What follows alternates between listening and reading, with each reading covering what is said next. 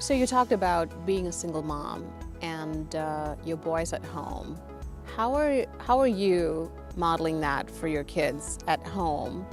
And it's just such an underrated, unspoken topic of being a single mom in the industry and being successful at it, and also being a full-time mom. These are two very different full-time jobs. Tell us about it. Yeah, so definitely not always easy.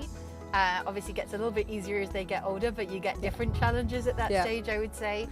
But yeah, I've always, my children have always been my number one priority. So whilst I might appear to be very focused on work, which I am, I'm also equally, if not more, focused on my children and the upbringing that I can give them and so on.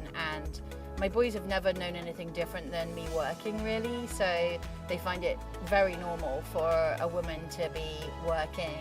And also to be like quiet when I'm on calls, which I think everyone's had to do with COVID, and sometimes that I have to pick up calls on the weekend from time to time, or that I might have calls that are at a different time in a different time zone that might interrupt some of the things we want to do. So just generally been organizing, I guess, my time and making sure that I prioritize what's important, like making it to the school play when you can go in person, making it to sports day. I remember pretty vividly like flying back from the other side of the world and kind of running up with my rolly suitcase and making sure I saw the final races at school and so on. So all of those things have been super important for me as my kids have been growing up, and like the memorable moments, I hope that they'll remember as well, that I made the effort to be there, even when it was tough at times.